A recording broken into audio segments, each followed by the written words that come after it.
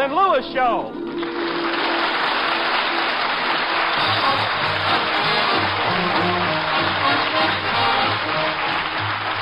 The National Broadcasting Company brings you transcribed the new Martin and Lewis Show. Our guest tonight, William Bendix, and featuring Flo McMichael, the Martingales, Michael Roy, Dick Stabile and his orchestra, and starring Dean Martin. Everybody loves somebody sometime. Everybody falls in love somehow. And Jerry Lewis. You don't have no music for classical singing?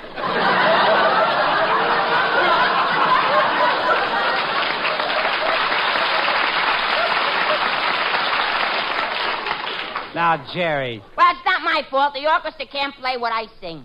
Well, of course they can't play what you sing. What is that? Who sings like this?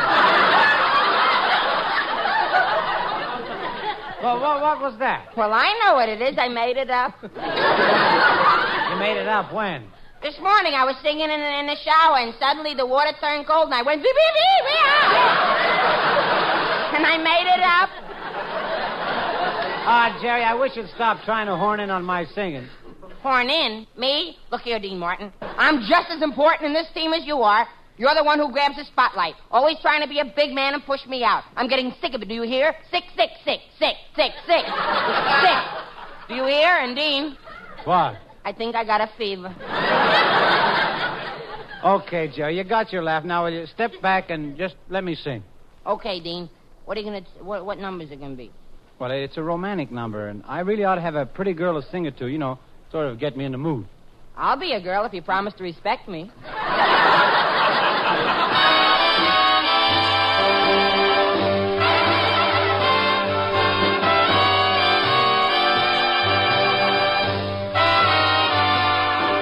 You won't be satisfied till you break my heart. You're never satisfied till a teardrop starts. I try to shower you with love and kisses, but all I ever get from you is nagging, bragging, my poor heart is sagging. The way you toss my heart around, crying shame. Well, I'll bet you wouldn't like it if I did the same. You're only happy tearing all my dreams apart. You won't be satisfied till you break my heart. Oh, you won't be satisfied till you break my heart. You're never satisfied till a teardrop starts. I try to shower you with love and kisses, but all I ever get from you is nagging and bragging, my poor heart is sagging. The way you toss my heart around, crying shame. Well, I'll bet you wouldn't like it if I did the same. You're only happy tearing all my dreams apart. You won't be satisfied until you break my heart.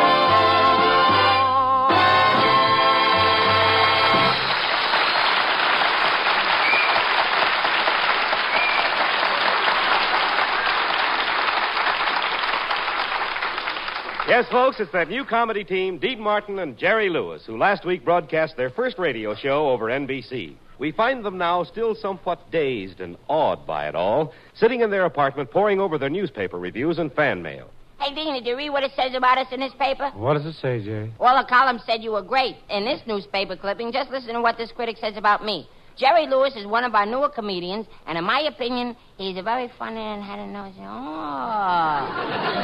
But he's a very playful. Wow.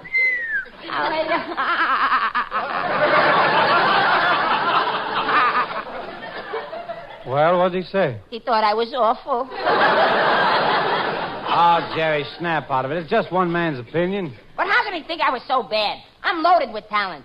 Gee, I can tell poems like, there was an old man named McGill who ran up and down every hill. When someone inquired, don't that make you feel tired? He said, nah.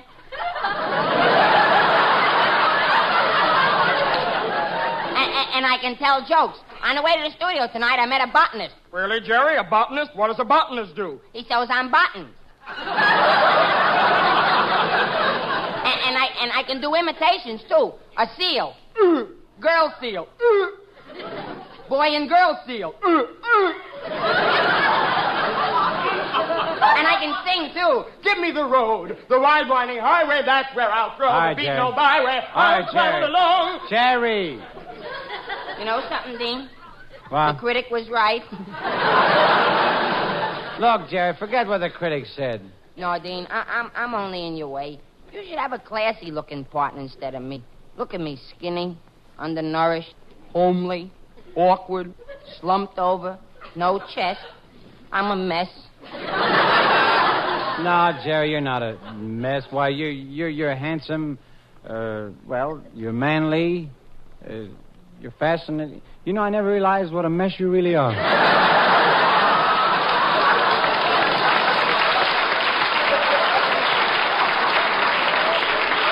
But, Jerry, this is all unimportant. The important thing is, right now, we've got to figure out who we can get for our guest this week. It's not so tough. We got Bob Hope last week. Well, don't forget, Bob Hope did us a big favor. He came on for free. After all, Gregory Peck and Ronald Coleman and all those big stars, they get $5,000 for a guest appearance. 5,000?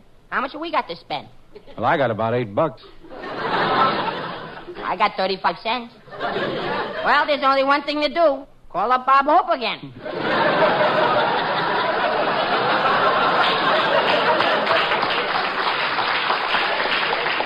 Or maybe we can persuade some other big star to do us a favor, too. No, these big stars are hard to find, Jerry. They have private phone numbers, big walls around their houses, and they're always going out of town to get away from it all. I don't care how big they are. I can find them. I have a system I used one time when I was trying to find Errol Flynn. Yeah, what'd you do? Well, I just said, now, if I were Errol Flynn, where would I go? And I went there.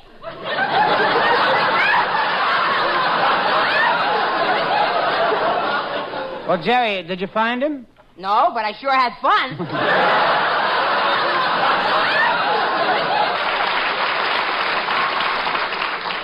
Oh, I forgot, Dean. We got a telegram this morning. Telegram? Let's see it. Listen to this, Jerry. Our problems are all solved. Here's what it says. Heard your first show. Congratulations. Very anxious to be your guest star this week. Important reason. Will explain when I see you. Signed, William Bendix. Gee, William Bendix. He's a big star. Why would he want to be on our show? It says P.S. for money, of course. What else?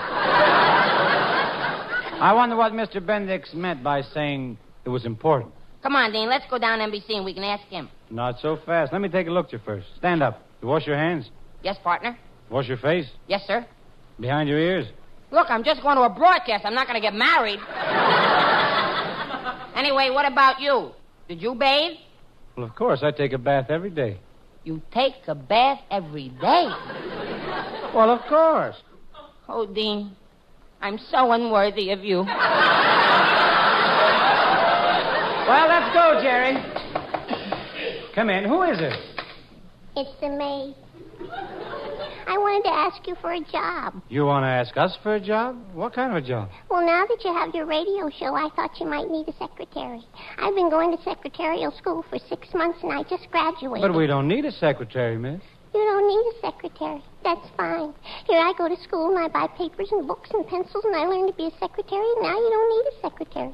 So I won't have anything to do, so I'll go out in the hall and sit down. The manager will come up to me, and he'll say, what are you doing loafing in the hall? And I'll say, I'm not loafing. And he'll say, oh, talking back to the boss. And I'll say, I'm not talking back. And he'll say, don't raise your voice to me. And I'll say something nasty to him, and he'll fire me and all because you don't need a secretary.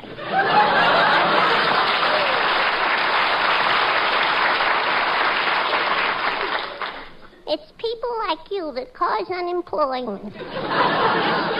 Well, maybe we can try you out for typing scripts or something. All right, okay, you're hired. Now, just a minute. Now what's the matter? I'm not going to be rushed into anything. I want to think it over for a while. All right, here, miss, take this page and make 6 copies on the typewriter. Typewriter. What's a typewriter?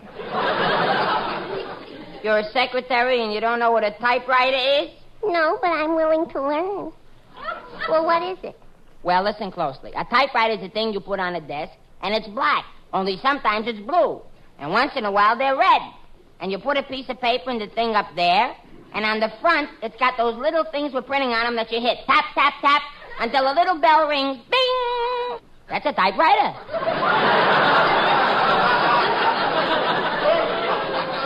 Well, miss, do you want to try out as our secretary or don't you? Well, first I have to make sure that you two are perfect gentlemen.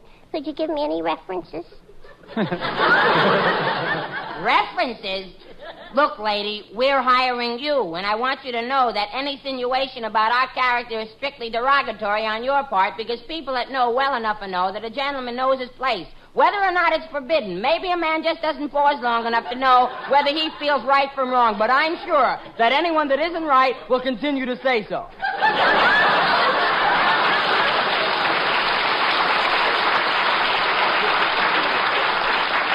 Come on, Jerry, let's go. We'll see you later, miss.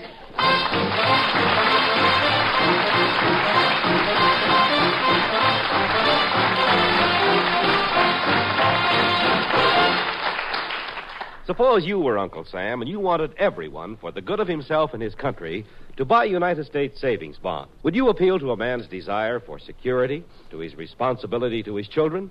Just how would you sell yourself savings bonds? Well, answer that and then go out and invest in United States savings bonds for whatever reason you may have for saving.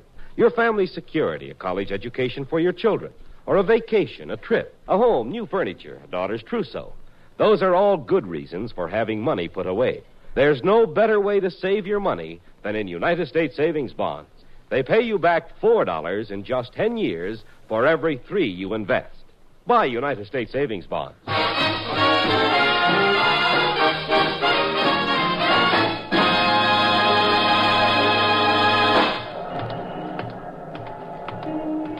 Isn't this wonderful, Jerry? A couple of weeks ago, we came to Hollywood and we were nobodies. Remember how impressed we were with this big NBC building? Yeah, come on, let's go in.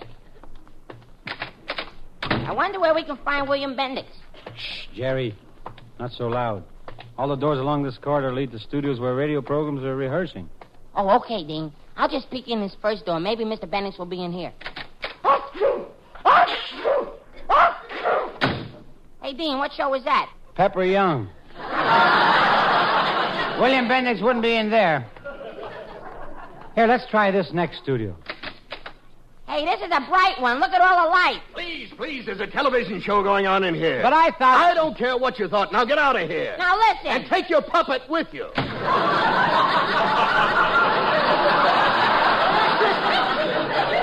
Why, I ought to go back in there and hit him right in his nose, calling me a puppet. I ought to... Jerry, quiet or I'll drop your strings. Now, let's look in this dressing room here, Jerry. Okay, Dean.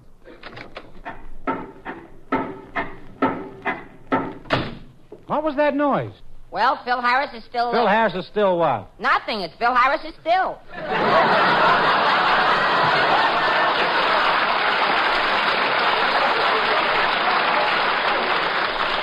Yeah, Jerry, we're not doing so good on this side of the hall. Let's try the other side. Son of a gun. Son of a gun. Son of a gun. Son of a gun. Well, who was that? President Truman rehearsing his next speech.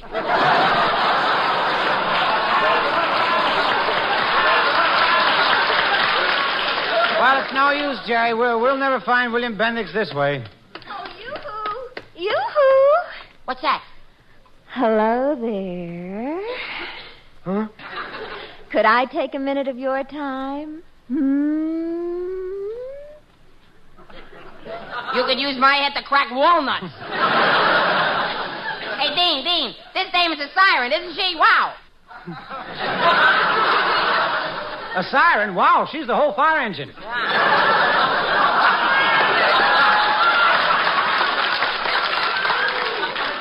Dean Martin. You are Dean Martin, aren't you? The singer? Yes, but... Hey, he's Dean Martin, the singer, and I'm Jerry Lewis, the comedian. Well, two big, handsome men. Well. Two handsome men? She must be looking at me twice. Oh, Mr. Martin, I've got a lot of wonderful new songs for you to sing on your program. I'm a song plugger. I get people to sing songs on the air. I write a lot of the songs myself. Hey, here's a terrific new number I just finished. It's called Tumbling Along Through the Tumbling Tumbleweeds by the Alamo, along the Rio Grande, where the buffalo roam by the old corral on the Texas plains. It's a Western-type tune. Western-type tune, sure. Well, bust my britches. Bust 'em. Look, Skinny, you're doing well to keep them up. Keep them up, yeah. Look, miss, I write songs, too. Oh, you do? Sure, last year I had a big hit. It was called I'm Head Over Heels in Love, and I Look Better That Way.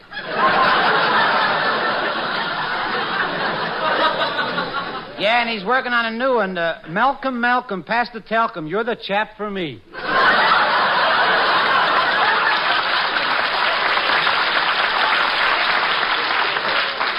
Well, I've also got a song done in a modern Shakespearean rhythm. Yeah, well, what's it called? To bebop or not to bebop. Sounds intriguing. How does it go? Well, I'll sing it for you. Oodly-oo-coo-coo, ah-ah. Oodly-oo-coo-coo-coo, Miss. ah-ah. Miss. Yes? Are you for real? Miss, we really have to leave. I tell you what, if I promise to sing one of your songs on the air, will you let us go? All right. I'll be waiting. Goodbye. Now Dean Martin sings Far Away Places.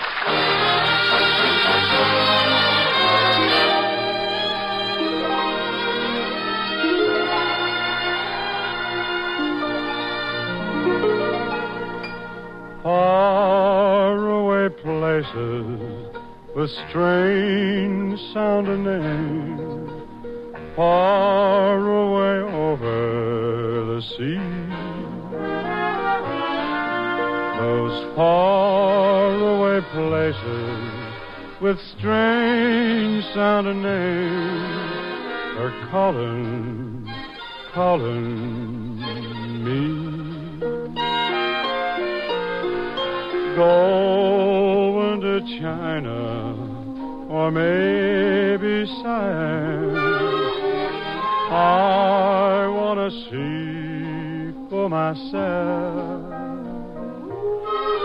those faraway places I've been reading about in a book that I took from the shelf.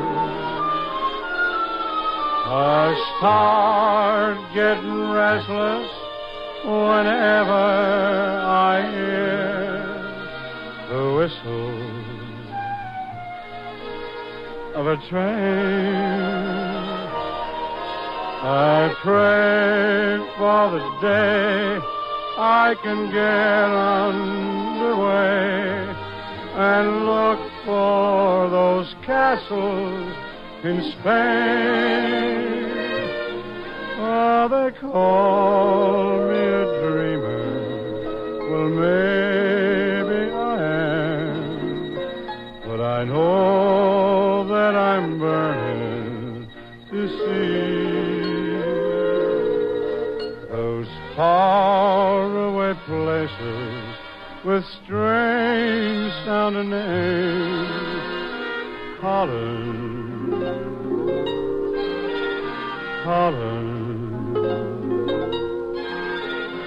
me.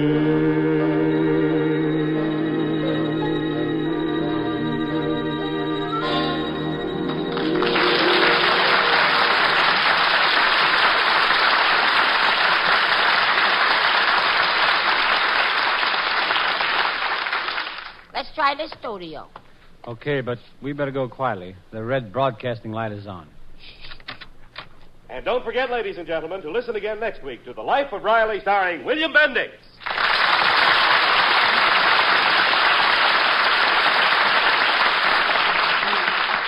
Jerry, here he comes off stage. Yeah. Hey, Mr. Bendix, we want to see you. You said you were very anxious to be on our program. Well, yeah, I am. Come on to my dressing room and I'll tell you what's on my mind. Now, before we start discussing terms, let me get you two straight. Now, which is which? Well, I'm Dean Martin, the singing half the team. Oh, good. Well, I won't have to laugh at you. And I'm Jerry Lewis. I'm the funny half of the team. Yeah. I tell the jokes. With a kisser like that, you got to tell jokes, too? Wait a minute, Mr. Bendix. What's wrong with the way I look? You always comb your hair like that? Well, Jerry's head is a little unusual. You see, it's higher in the back than it is in the front, and it tilts down, so the hair grows that way. Yeah. Yeah, it looks like a load of coal sliding out of a dump truck. Hey, I didn't like that. Come on outside and say that. Yeah, why should I? Because there might be someone out there that didn't hear it. Now, Jerry, take it easy. Really, Bill, Jerry's a swell guy. Oh, sure, I know that. I was only kidding. I know he's a swell guy. You're just saying that to make me feel good. That's right.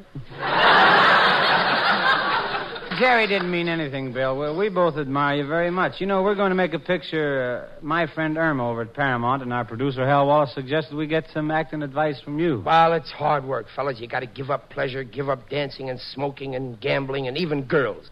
You think you can do it, Dean? Well, I'll certainly try, but what about Jerry?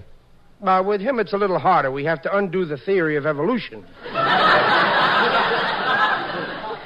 Listen here, I'm just as far away from the apes as you guys. I just took a shortcut. Well, we'd sure be glad to have you, Bill. Yeah, and we've had some of the top men in the business as our guests. Well, look, you just started last week, and your guest was Bob Hope. What do you mean you had some of the top men? Bob Hope isn't two people. Have you ever tried to ad-lib with him?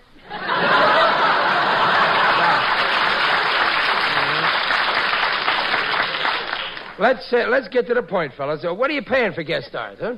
Well, we have a novelty show, and since NBC wanted us to do something different in radio, yeah, we're not paying anything.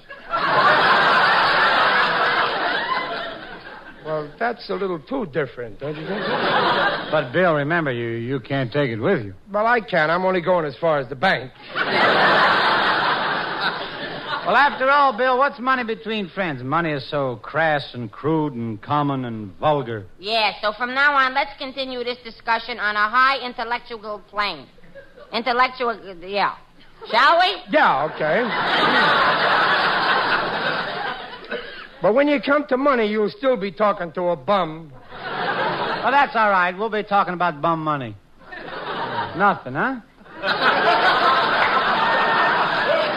You see, the ladies and gentlemen don't seem to understand. You see, Bill Bendix said something about bum and the money. He wanted it so he'd be a bum. And Dean said bum money. It was more or less like a joke. And whenever we have money in a script, Dean always says this joke, and people laugh. They scream, it's so funny, and look how they're staring at me.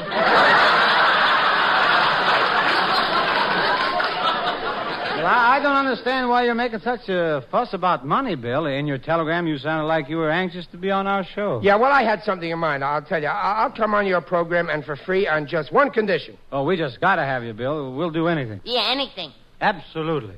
Well, I'm starting a campaign to play handsome romantic parts on the screen. All you got to do is introduce me as a very handsome guy. See, a matinee idol, a great lover type, see? Bye. Bye. Wait a minute.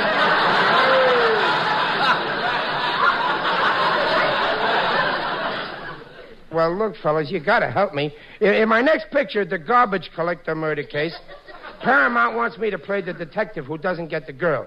Real rough and tumble guy with no feminine appeal. See? I don't know, Bill. Truthfully, I don't think anyone would believe you as a great lover on the screen. I would. You would, Jerry? Sure, but I'm only 23 years old. What do I know?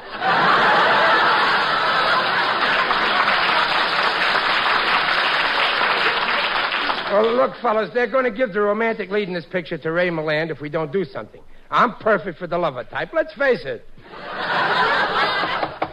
Who is it? It's me. Hey, it's the maid from our apartment. Yes, you told me to type up this page, so I thought I'd... Oh, William Bendix. Look out, catch her, somebody. She's going to faint. Stand back, stand back. What are you going to do? I want to watch her fall. This is the first time I ever swooned a dame. Oh, I'm not going to faint. I I'm just weak from the thrill of being so close to you. Your beautiful golden hair, your gorgeous eyes, your wonderful soft voice. Bring her out of it. Slap her face. You touch that girl and I'll break your arm. I feel weak. Everything seems hazy and blurred. It looks like a load of coal sliding down a dump Jerry, truck. get out of there! Well, this settles it. Paramount's been telling me I'm not a great lover type. You saw what I just did to that girl. Give me that phone. Attaboy, Bill, here. Yeah, give it here. Dial quick, we're running out of time. Hurry. Hello, Paramount. Give me the casting director. Hello, Mr. Michael John. This is Errol Bendix talking. You know that next picture of mine, the garbage collector murder case? Well, I just called to tell you that I'm going to play the Ray Milland part. And I don't want any... What gives me the idea I can? Here's a very good reason. I just swooned a dame in cold blood. Yeah, me. No, absolutely not. I've never touched the stuff. Bill, let me talk to him. Maybe I can reason with him. Yeah, right. Hello, Mr. Michael John? You heard what Mr. Bendix said, and that's final. He wants to play the star in the garbage collector murder case. No, he don't want to play the detective. Really? You will?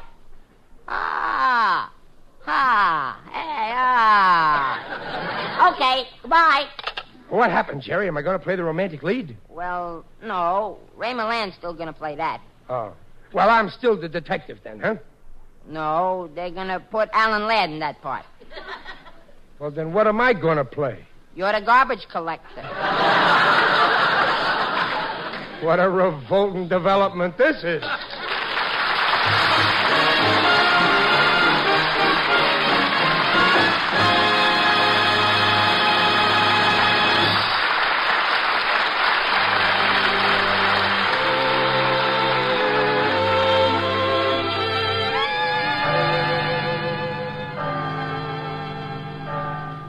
And, Dean, I think we're two of the luckiest guys in the whole world, don't you? Oh, Jerry, it's 3 o'clock in the morning. Stop talking and go to sleep.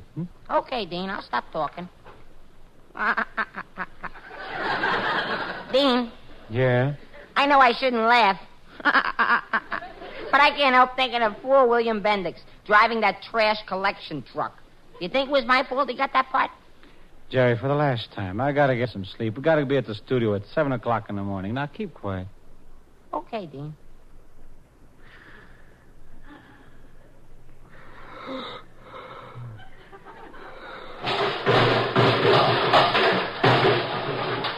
Now what? Somebody outside. Yeah, and I'm gonna find out who it is.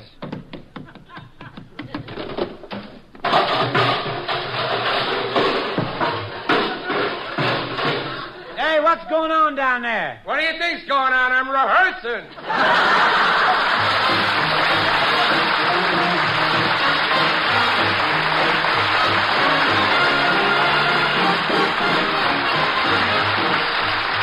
You've just heard transcribed The Martin and Lewis Show, produced by Robert L. Redd and written by Dick McKnight, Ray Allen, Chet Castellaw, and Norman Sullivan. William Bendix appeared through the courtesy of Prell Shampoo and may be heard on his own radio program, The Life of Riley. Tune in to your NBC station each Sunday evening at this same time for The Martin and Lewis Show. This is NBC, the National Broadcasting Company.